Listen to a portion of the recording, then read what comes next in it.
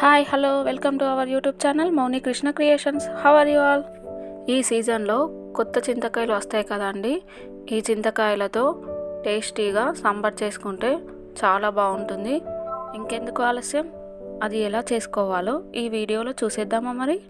ముందుగా మనకు కావాల్సిన చింతకాయలను తీసుకొని వాటిని ఒక బౌల్లో వేసి మంచిగా వాష్ చేసుకోవాలి 2-3 టైమ్స్.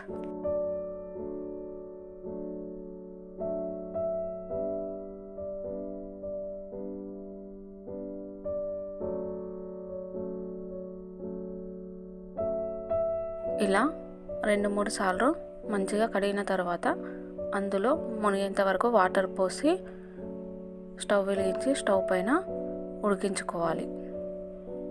ఇలా ఒక 5 మినిట్స్ తర్వాత మంచిగా ఉడికిపోతాయి చింతకాయలు. అప్పుడు స్టవ్ ఆఫ్ చేసి పక్కన పెట్టి చల్లారనివ్వాలి. ఇక్కడ చూడండి, చింతకాయలు మంచిగా ఉడికి దానిపైన ఉన్న తొక్క కూడా సపరేట్ అయిపోయింది. వీటిని చల్లారనివ్వాలి. ఈలోపు కర్రీకి కావలసిన పచ్చిమిర్చి మిక్సీ జార్లో తీసుకొని తర్వాత కొద్దిగా కొత్తిమీర వేసి మంచిగా పేస్ట్ లాగా చేసుకోవాలి.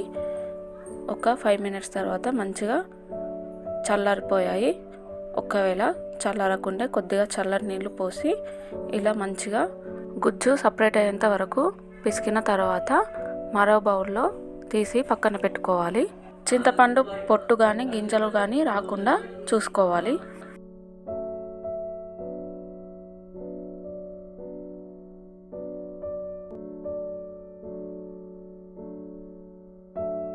ఇప్పుడు స్టవ్ వెలిగించి స్టవ్ పైన మరొక బౌల్ పెట్టుకొని అందులో కర్రీకి కావలసిన ఆయిల్ వేయాలి.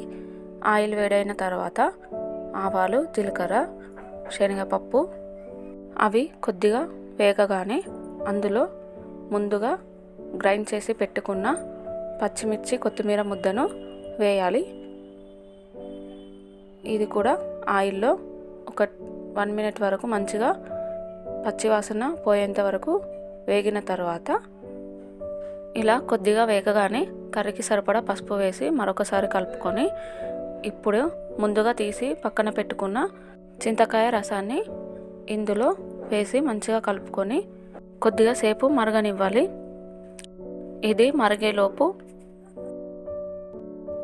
ఒక బౌల్లో కొద్దిగా బియ్యం పిండి తీసుకొని ఇందులో వాటర్ వేసి ఉండలు లేకుండా మంచిగా కలుపుకోవాలి.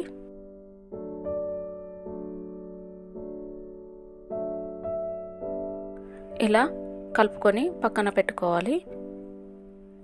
ఈలోపు చింతపండు రసం కూడా మంచిగా మరుగుతుంది. ఇప్పుడే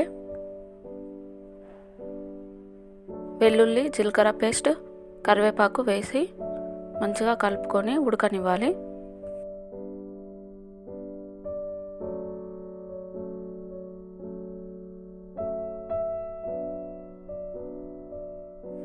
ఇలా మంచిగా మరుగుతున్నప్పుడు ముందుగా కలిపి పెట్టుకున్న పిండిని ఇందులో యాడ్ చేయాలి.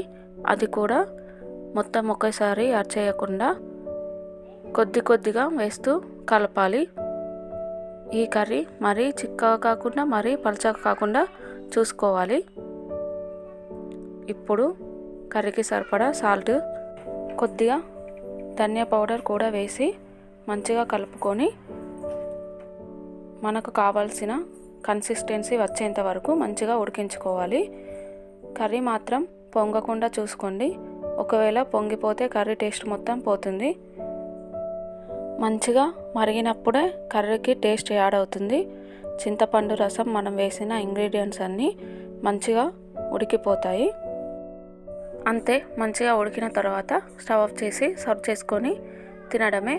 వేడి వేడి అన్నంలో ఈ చింతకాయ సాంబార్ని వేసుకొని తింటే చాలా టేస్టీగా ఉంటుంది. ఈ వీడియో కనుక మీకు నచ్చితే తప్పకుండా like, share, subscribe and comment చేయడం మాత్రం మర్చిపోకండి. వీలైతే మీ బంధువులకి, మీ ఫ్రెండ్స్కి వీడియోని షేర్ చేయండి. Thank you all.